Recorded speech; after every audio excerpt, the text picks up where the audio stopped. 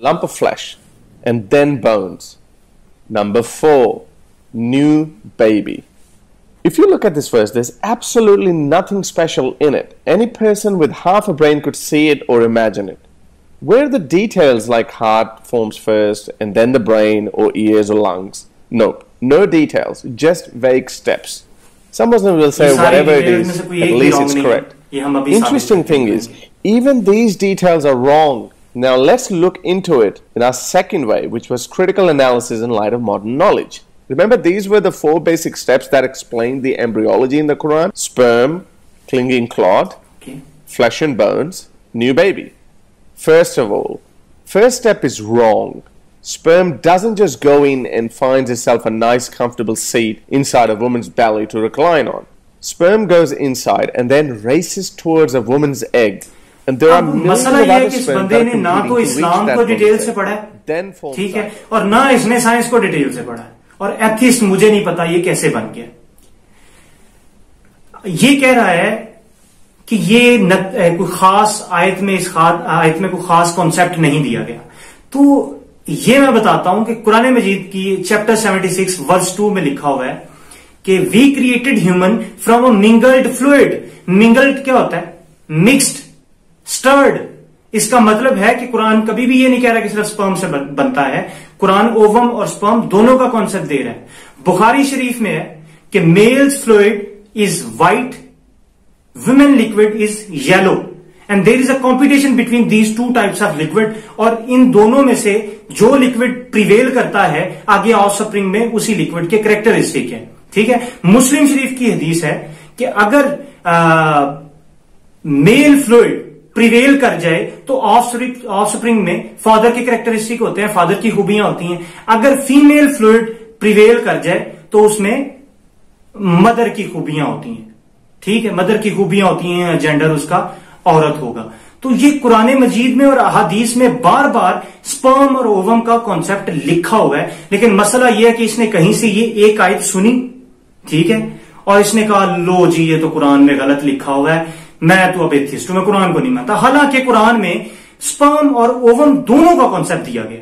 ठीक है, तो ये बंदा ऑब्वियसली गलती पे है, और कुरान का ये क्लेम जो था ये बिल्कुल भी इनसिग्निफिकेंट नहीं है, ये बड़ा स्पेशल क्लेम है। None of this is mentioned in the Quran. It's like saying a bullet goes inside a person and kills it. Details matter. You have to tell a bullet goes in and ruptures the heart or a liver or lung or whatever. That is what kills a person. Because a bullet can go in a person and may not kill. Again, details matter. And since Muhammad didn't have these details, he just said the obvious. Secondly, clinging clot. This is another false description. There is no clot. There is no blood at early stages. This is why modern apologists like early stages पे blood नहीं होता तो embryo develop कैसे कर रहा होता है? तो इस बंदे को एम्ब्रियो पता ही नहीं है यार। मतलब जब कंसेप्शन हो गई है तो ब्लड है, मदर का ब्लड आता है तभी तो एम्ब्रियो डेवलप करता है। ही डजंट नो, ये एम्ब्रियोलॉजी जानते ही नहीं है। देयर इज नो ब्लड, क्यों नहीं भाई? This is why modern apologists like Zakir Naik and Harun Yahya recognize this and change the whole meaning of this verse. They say Allah meant leech by alaka, which traditionally in early scholars' dictionary means a clinging clot. Look at what the early scholars like Ibn Kathir said about it. Then we made the nutfa, which is sperm, into a clot, which is alaka. Even Ibn Abbas. मसला ये है कि ये जो word Alka है इसके 3 मतलब है। सारी कोई भी 2 मिनट की रिसर्च के बाद ये पता चल सकता है, पता कर सकता है। Leech, suspended, clinging clot. और सारी दुनिया के जितने भी डॉक्टर्स हैं, जितने भी साइंटिस्ट हैं, सबको पता है कि जब कंसेप्शन हो जाती है तो जो एम्ब्रियो है वो सस्पेंडेड होता है विद द यूट्रस। तो इसमें इतना क्या मुश्किल है समझने वाली? कुरान मजीद की आयत बिल्कुल सही कह रही है कि एम्ब्रियो जो है वो सस्पेंडेड होता है मां के पेट में। अब चाहे वो सस्पेंडेड हो या क्लिंगिंग क्लॉट हो। क्लिंगिंग क्लॉट का मतलब होता है चिपका हुआ लोथड़ा। और ऑब्वियसली ये मोजजा ही है कि मेडिकल साइंस जानती है कि शुरू में एक लोथड़े की सूरत में जब प्रॉपर टिश्यूज और ऑर्गन्स डेवलप नहीं हुए होते तो एक लोथड़े की फॉर्म में कंसेप्शन हुई होती है। लेकिन ये लोग नहीं मानते। the cousin of Muhammad, the earliest of seed, he said, then fashioned we, then we transformed the drop, which is sperm, into a clot for another 40 days. There's no mention of leech anywhere in the earliest of seed. अगर clinging clot describe किया गया हो या leech describe किया गया हो, दोनों दुरुस्त है. Anywhere in the earliest of seeds, because clot is such an incorrect description of an early embryo. Modern Muslim apologists did what they do best, twist and turn the verse, and they said Allah meant leech. Okay, you must be a stubborn Muslim and say, no, it must be a leech. Let's go with that. This is what these Muslim apologists show you when they say an embryo looks like a leech. In reality, a 24 to 25 day embryo looks something like this. You see what Muslim apologists do there? In order to make the verse compatible with... अब ये बंदा यहाँ पे एक argument बनाना चाह रहा है shape का, कि लीच की शेप एम्ब्रियो की शेप के बराबर नहीं होती, इसलिए ये अपोलॉजिस्ट की जानिब से, रिसर्चर्स की जानिब से की गई आधी बात को स्किप कर जाता है, क्योंकि ये उसके आर्ग्यूमेंट को सपोर्ट नहीं करती थी. जो मॉडर्न इस्लामिक रिसर्चर्स हैं वो कहते हैं कि लीच की जो तशबीह दी गई है, लीच का जो मेटाफर दिया गया वो दो वजहों से है. एक तो शेप है और दूसरा लीच क्योंकि अपने होस्ट का ब्लड सक करती है, बिल्कुल उसी तरह एम्ब्रियो भी मदर के ब्लड पे डिपेंडेंट होता है. इन दो वजूहात की वजह से लीच का मेटाफोर भी इस्तेमाल किया जा सकता है कुरान मजीद में. हो सकता है कि इसका मतलब लीच ही हो, क्योंकि ये भी वही मतलब देती है जो कि क्लिंगिंग क्लॉट देता है. और रही बात ये जो एम्ब्रियो की शेप की बात कर रहा है, तो भाई ये बड़ी सादा सी बात है कि अगर मैं किसी को कहूं कि भाई तेरी शक्ल इमरान खान से मिलती है, इसका मतलब ये नहीं है कि मैं दावा कर रहा हूं कि उसके नैन नक्श एग्जैक्टली इमरान खान के रेप्लिका हैं. ऐसे नहीं होता. कोई इस्तारा, तशबीह, मेटाफर भी कोई चीज होता है मेरी भाई. तो ये आपका आर्ग्यूमेंट मैं तो ऐसे फेंकूंगा, क्योंकि इस आर्ग्यूमेंट की कोई बेस है ही नहीं. ये एक बेसलेस आर्ग्यूमेंट है. Not only did they change the meaning of alaka from clot to leech, but they also changed the shape of the embryo to make it look like a leech. On the left you have a photo of a 25 to 26 day embryo, according to modern science. On the right you have a photo of a 25 to 26 day embryo, according to these Muslim apologists. Can you confidently say both of these embryos look the same? They removed the heart, they stretched the embryo, and they straightened it to make it look like... तो भाई बात वही है कि जब इस्तारा या तशबीह दी जाती है तो इसका मतलब ये नहीं है कि कोई चीज एग्जैक्टली रेप्लिका है. अगर लीच का लफ्ज इस्तेमाल किया गया, अगर तर्जुमे में लीच एक्सप्लेन किया जा रहा है, तो इसका मतलब ये नहीं है कि कुरान कह रहा है कि मां के पेट में एक जौक होती है. कुरान एक आम लफ्ज में समझाने की कोशिश कर रहा है कि एक एम्ब्रियो की किस तरह से कंसेप्शन हुई होती है वूम में. As a Muslim, you might be getting frustrated and probably now believe that alaka meant both clot and a leech, even though, as I said, the embryo looks nothing like a leech. Ask yourself, why did God use a word that could be so easily confused with clot and leech? In reality, this 24-day embryo looks more like a kidney rather than a leech. So why did Allah not say it looked like a kidney or a bean? To be honest, Muhammad didn't mean leech, and I have a strong reason to believe that. He meant a clot. अगर clinging clot हो, suspended हो या Leach हो, तीनों साबित शुदा हैं. ये साइंस के कॉन्सेप्ट के साथ कभी भी इख्तलाफ करते ही नहीं है. अगर लीच हो, सस्पेंडेड हो या क्लिंगिंग क्लॉट हो, ये तीनों मॉडर्न जो कंसेप्शन का कॉन्सेप्ट है उसके साथ अग्री करते हैं. मौजूदा कंसेप्शन का कॉन्सेप्ट इन तीनों मानी के साथ अग्री करता है. Now let's come to the third point. Muhammad in the Quran says he created flesh and then bones. This is also false. You can ask any embryologist who would tell you that flesh and bones start forming. अब इस इंसान ने इतना बड़ा मुंह खोल के कह दिया है कि कुरान मजीद में कहा गया कि फ्लैश पहले बनता है, बोन्स बाद में बनती हैं. ये गलत है. हालांकि इस बंदे को एम्ब्रियो का कुछ नहीं पता.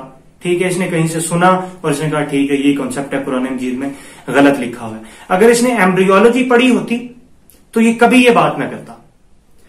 इसे ये नहीं पता कि बॉडी का जो एक्सियल स्केलेटन है, बल्कि पूरी बॉडी में जो मसल्स और बोन्स हैं, ये मीजोडर्म से बनते हैं. और एक्सियल स्केलेटन जो है ना, स्पेशली पर एक्सियल मीजोडर्म से मिलकर बनता है.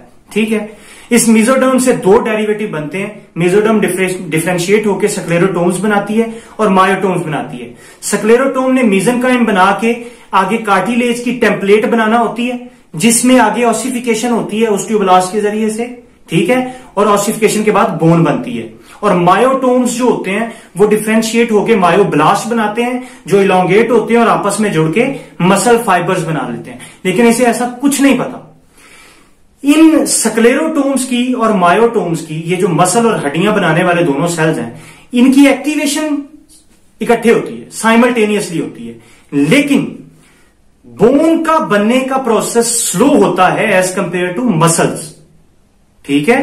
तो इसलिए मसल हमेशा पहले बनते हैं और बोन्स बाद में बनती हैं। ये जिस क्लेम केएलएम का हवाला देगा, जिस वीडियो का हवाला दे रहे हैं उसमें ये केएलएम वगैरह का हवाला देता है, तो आप केएलएम खोल के देख लें, मसल्स पहले बनते हैं, बोन्स बाद में बनती हैं। क्योंकि ये लॉजिक की जुबान समझता है, इसलिए मैं इसकी लॉजिक की जुबान में इसे समझाता हूं कि मसल्स बनने का प्रोसेस जो है वो तेज है और हड्डियां बनने का प्रोसेस थोड़ा स्लो है।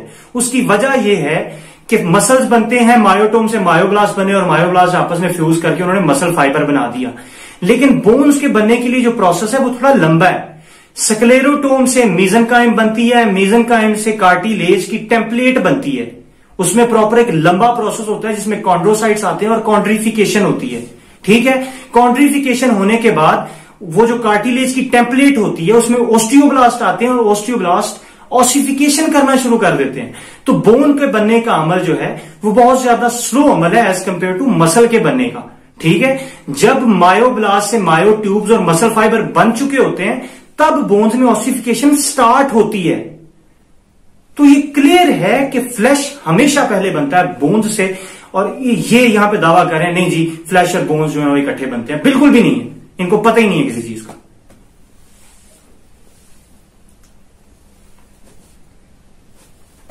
उन्हीं एम्ब्रियोलॉजिस्ट को ही मैं कोट कर रहा हूं कि उन एम्ब्रियोलॉजिस्ट ने, केएलएम से बड़ा एम्ब्रियोलॉजिस्ट कोई नहीं है, उन्हीं एम्ब्रियोलॉजिस्ट ने कोट किया हुआ है कि फ्लैश पहले बनता है, बोन बाद में बनती है। लेकिन ये बंदा मासूम लोगों को मिसलीड कर रहा है, कख पता नहीं है इसे।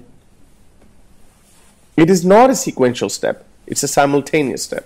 If you want to ponder on this point, you can watch my detailed debate with Nader Ahmed on my YouTube channel.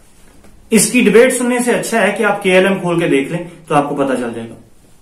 KLM embryology की किताब है, मोस्ट प्रेस्टिजियस और ऑथेंटिक किताबों में से एक है। As you can see, all three steps mentioned in the Quran are actually false. Now let's look at another remarkable coincidence in this situation. Meet a Greek physician, Galen, who died in 210 AD, some 400 years before Muhammad. The funny thing is, he said exactly the same thing.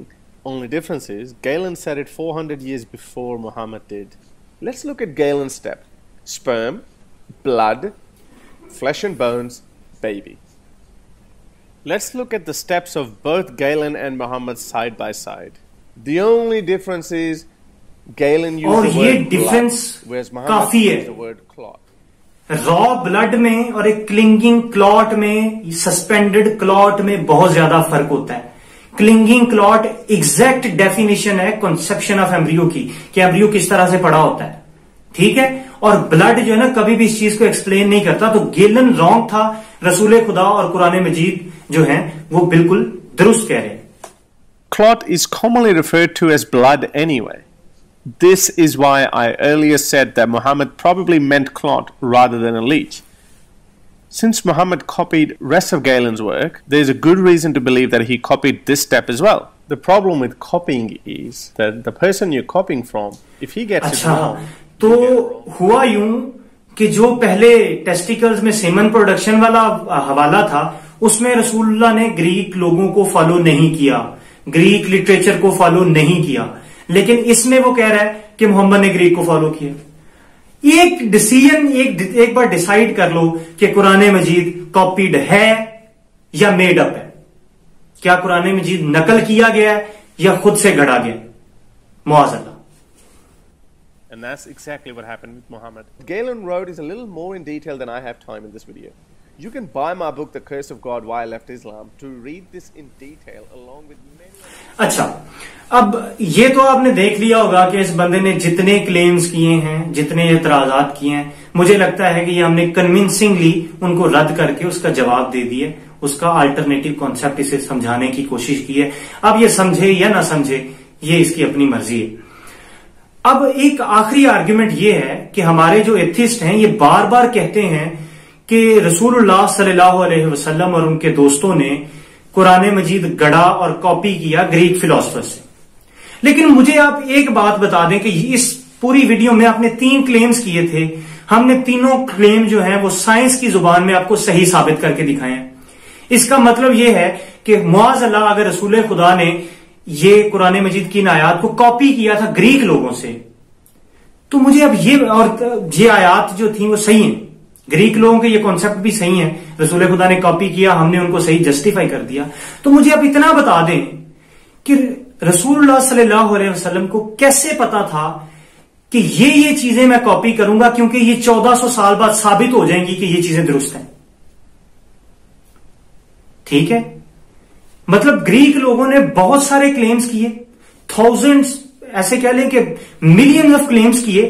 ठीक है, उनमें से 3-4 claims ऐसे हैं जो atheist का कहना है कि जी इस्लाम ने उनसे उठाए हैं, ग्रीक लोगों से उठाए हैं। तो आप मुझे ये बताएं कि एक आम बंदा ये कैसे कह सकता है कि ये मिलियंस जो है ना दावे हैं, ये मिलियंस में कॉन्सेप्ट है, लाखों की तादाद में कॉन्सेप्ट है, ये 3 सही हैं। फर्ज करें अगर आपकी बात मान भी ली जाए कि ये कॉपी किए गए हैं, तो कोई कैसे बता सकता है कि इन लाखों कॉन्सेप्ट में से ये 3 सही हैं? नहीं बता सकता। इसका मतलब ये है कि कुरान खुदा का लफ्ज है, कुरान वर्ड ऑफ गॉड है, मौज़ल्ला मेड अप बिल्कुल भी नहीं है। और मुझे उम्मीद है कि मैंने जो ना आप लोगों के या इसके इन एतराजात का कन्विंसिंगली जवाब दिया होगा। बाकी अब ये मानता है या नहीं मानता ये इस पे है। अच्छा, मुझे एक और बात याद आ गई, उस्मान इब्ने फारूक मुफ्ती साहब है वो अमेरिका के, उसके साथ ना उनके साथ इसने डिबेट की, तो मुफ्ती साहब ने माशाल्लाह सादा अंदाज में, बड़े खूबसूरत अंदाज में छितरोल की इसकी, और एंड पे ये पीला हो गया, लेकिन ऑब्वियसली मानता कोई नहीं है एंड पे डिबेट का फैसला। तो मुफ्ती साहब से इसने ना एवोल्यूशन के हवाले से सवाल किया था, तो मुफ्ती साहब मेरे ख्याल से उसका सेटिस्फैक्टोरीली जवाब नहीं दे पाए, क्योंकि मुफ्ती साहब सही वाली टर्म्स इस्तेमाल नहीं कर पा रहे थे। इसमें ये एवोल्यूशन की एग्जांपल देता है कि देखिए नेपाल में जो हाई एल्टीट्यूड पे रहने वाले लोग हैं ना, उनका स्टेमिना बहुत ज्यादा होता है, उनकी लंग कैपेसिटी बहुत ज्यादा होती है। उसी तरह जो फिलीपीन में मछेरे हैं, क्योंकि वो समुद्र में गोते लगाते हैं, इसलिए उनके लंग्स बड़े बड़े हो जाते हैं, उनकी लंग कैपेसिटी बहुत ज्यादा हो जाती है और वो पानी में 8-8 मिनट तक भी रह लेते हैं। तो ये एवोल्यूशन है, वो अपने माहौल के मुताबिक उनमें जेनेटिक चेंजेस हो जाती हैं। अब ये बंदा साइंस की रट लगा लेता है, इसको जेनेटिक म्यूटेशन का और फिजियोलॉजिकल अडॉप्टेशन का फर्क तक नहीं पता। नेपाल में जो लोग रहते हैं उनका स्टेमिना ज्यादा होता है, क्योंकि वो हाई एल्टीट्यूड पे रहते हैं, नॉर्मल बॉडी का रिस्पॉन्स होता है, जिसे हाइपरट्रॉफी और हाइपरप्लेजिया की टर्म्स में एक्सप्लेन किया जाता है कि बॉडी में हीमोग्लोबिन का लेवल ज्यादा हो जाता है। ठीक है, आपकी लंग कैपेसिटी ज्यादा हो जाती है, जिसकी वजह से बंदे का स्टेमिना ज्यादा होता है। उसी नेपाल के बंदे को अगर आप 6 महीने के लिए मैदानी इलाके में ले आए तो वो हमारे जैसा हो जाएगा। तो ये जेनेटिक म्यूटेशन नहीं होती, ये फिजियोलॉजिकल अडॉप्टेशन होती है बॉडी की इन्वायरमेंट के मुकाबले में। मतलब जब इन्वायरमेंट में चेंज आता है तो बॉडी इन्वायरमेंट के लिहाज से खुद को ढालती है। इसी तरह फिलीपीन के मछेरों की बात है कि वो बॉडी अडॉप्ट कर रही है उनके इन्वायरमेंट के मुताबिक। अगर उन्हीं मछेरों को आप नॉर्मल जगह पे ले आए, ठीक है, तो वो एट्रॉफी डिस्ट्रॉफी होके वो नॉर्मल लोगों की तरह हो जाएंगे। तो मतलब इस बंदे को साइंस का नहीं पता। ये मासूम लोगों को फजूल सी बड़े बड़े ऑथर्स के नाम लेके, हालांकि इन ऑथर्स को न जाने इसने पढ़ा होगा कि नहीं, बड़े बड़े ऑथर्स के नाम लेके लोगों को इंप्रेस करने की कोशिश करता है और इसे पता खुद कुछ नहीं है। ठीक है, और लोगों को मिसलीड कर रही है। तो इस बंदे को अगर किसी सही मुसलमान ने सब्सक्राइब किया हुआ है तो इसे अनसब्सक्राइब कर दें और मुझे सब्सक्राइब कर दें। अल्लाह हाफिज।